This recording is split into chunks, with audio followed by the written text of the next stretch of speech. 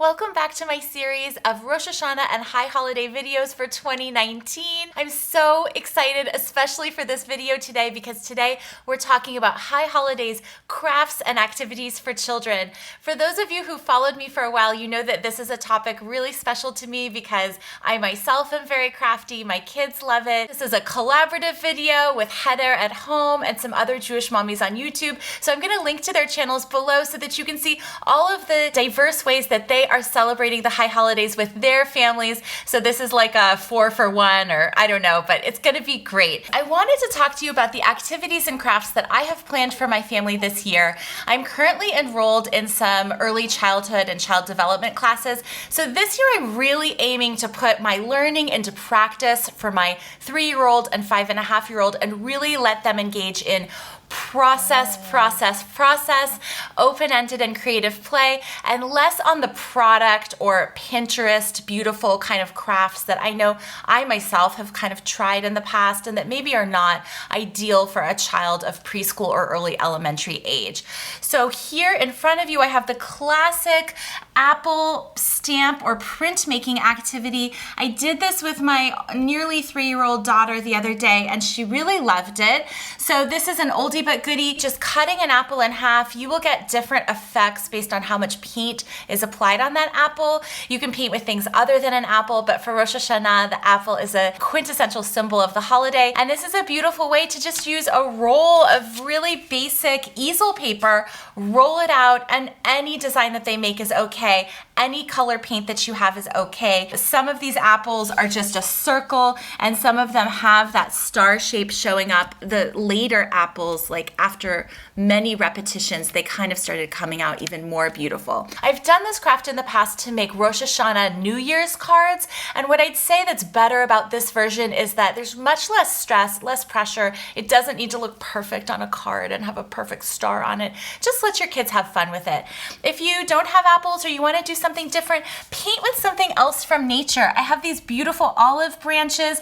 I have a pomegranate where you could literally use no paint and cut your pomegranate in half and paint with the actual pigment from the fruit. And the pomegranate, of course, is another great learning tool and symbolic food for Rosh Hashanah. High Holidays collage. This is great if you have like a span of a few hours in between services or events or a full day off from school where you're not going somewhere else. This was a great open-ended activity that I did with my daughters last year. I am gathering things that have appropriate imagery like the grocery store circulars with all their apples and pomegranates.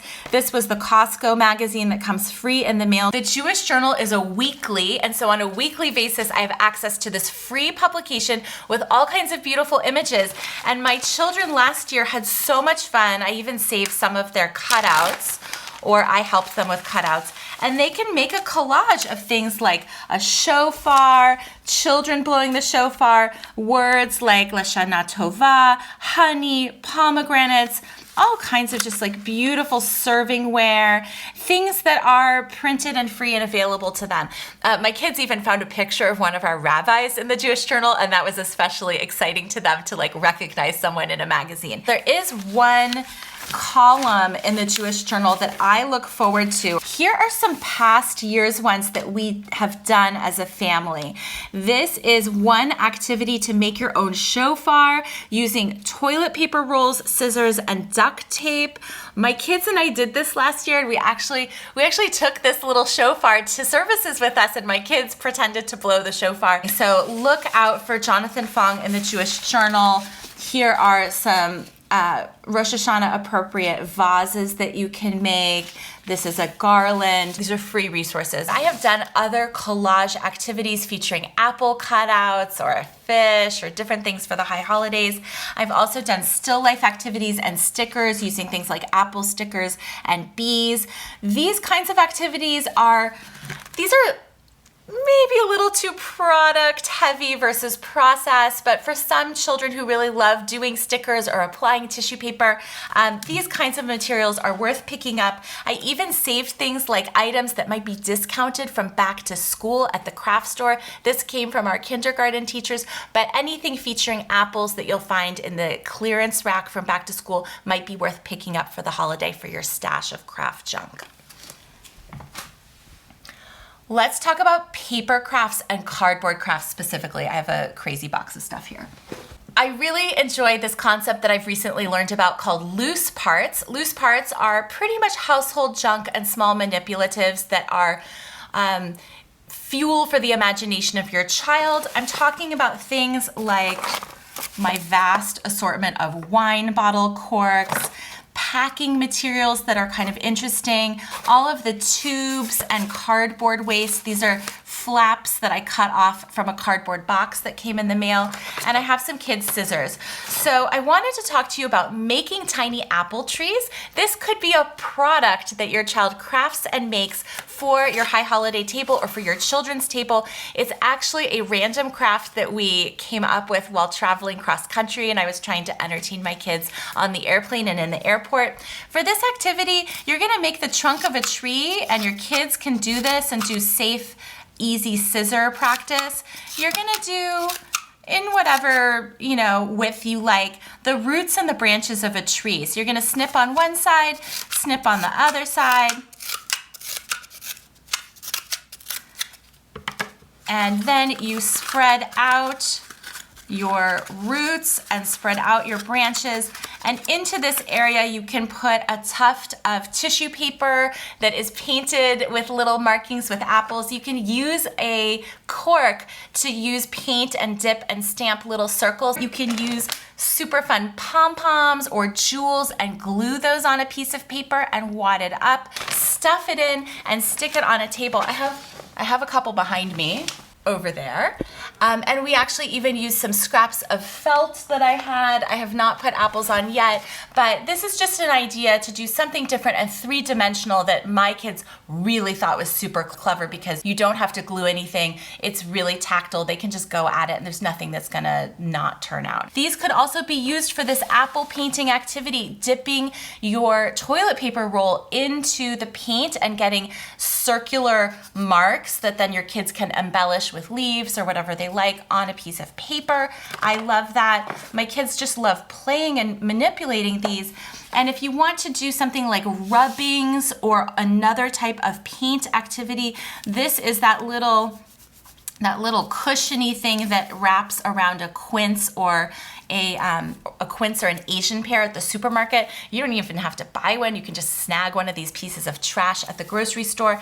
And these, I felt, made a really beautiful honeycomb design if you wanted to go with the honey element for any of your crafting. The kids can also just play with it, glue it on something. Corrugated cardboard is such an interesting, free, malleable, and recyclable material. I cut out a shofar shape, and what I really loved was being able to peel back to show the corrugation, have that texture. This would be a great painting stamp. It would be great for collaging. Peeling the cardboard is really relaxing. Your kids might enjoy that. You could also do textured apples. You name it, you decide, but consider using your corrugated cardboard with your kids this year before you recycle it. We're still on Rosh Hashanah, you guys, so let's talk about dough crafts. We can talk about Play-Doh, which I think is a really entry-level, user-friendly material for all kids sort of age 2 and up. I made a batch of Play-Doh. I bought some Play-Doh. I've been researching challah braiding. Play-Doh is featured in a lot of adult videos about how to braid a challah, and so adults learn by having a different strand in each color of Play-Doh, and that's how they learn to keep track of the braid. I thought I'd let my kids have some time with the Play-Doh, so I'm gonna be doing some setups this Rosh Hashanah with a 4-strand challah. You can watch my video on how to braid it.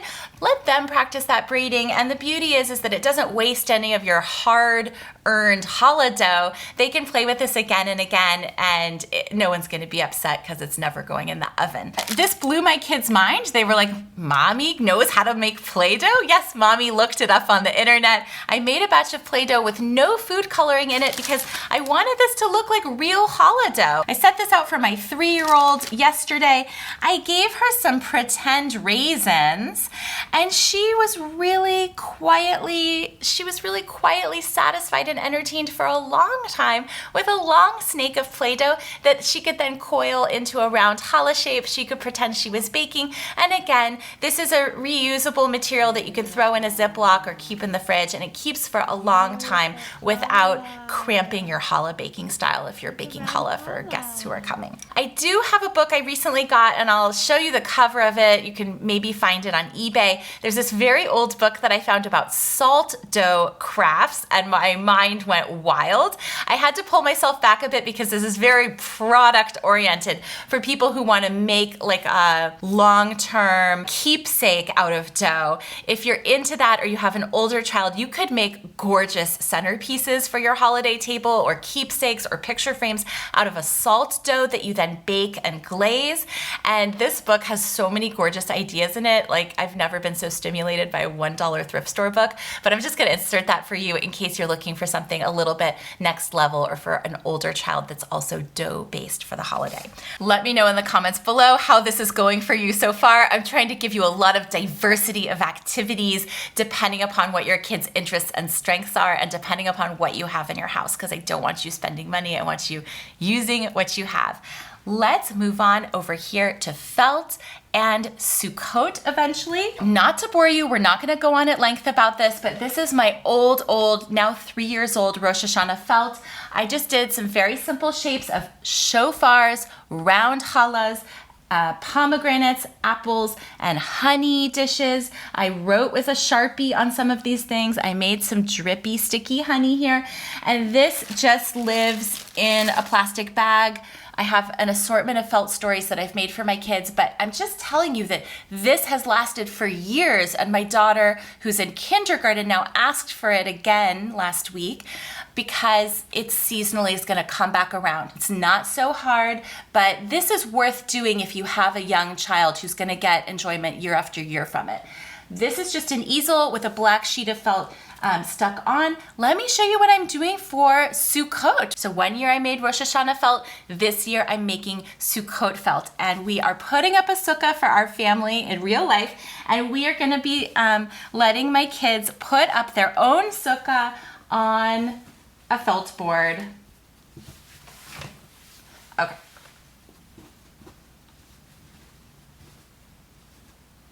Is that looking okay for you? I have a little ways to go. I just spent one evening in front of the TV with my husband and cut out a few pieces. I cut out poles and leaves or palm fronds. You can use scraps of felt that you have at home or buy, 4 or 5 pieces of felt. It doesn't have to be costly. And this is going to be the thatched, leafy palm frond roof.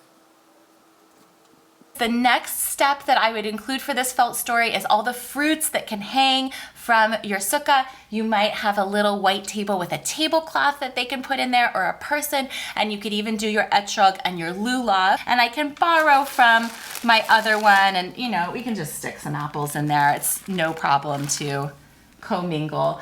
But this is something that I'm going to introduce to my kids this year, along with the Sukkah theme. Here are some other materials. If you don't do felt or your kids are not into that, you could make a sukkah for a doll using a box and construction paper. And my kids have really been into doing homemade doll houses recently, so I know that they would be into this as well. They could pick a baby, stick the baby in there, cover this thing with leaves, dangle some fruits. You decide what it is. I thought these would be great in our actual sukkah, but the kids, I could let the kids hang a few of these things in here. And these were really, really evocative and stimulating for me when I was a kid. I loved them. So I'm just introducing some other materials like this to my children this holiday. I also have other collage items out, like these berry baskets that have a beautiful berry. These would be great cut out and collage to put in a Sukkah dollhouse because I'm the queen of junk and loose parts. Here are berry baskets. A berry basket is kind of a great makeshift sukkah. You could glue a door on or cut out a door and put some real leaves or some mint leaves or anything you want over top. You could put a little tiny doll in there. This is super fun for playtime. I get out fruity stuff for Sukkot for my kids, so this was kind of evocative. They can store art supplies in here. And then there are stickers and things available that are made by Jewish companies. So I have kept a few sheets of these SUKKOT, Etrog and Lulav stickers. These would be fun to kind of stick on and, you know, make sure people know that this is something for Sukkot.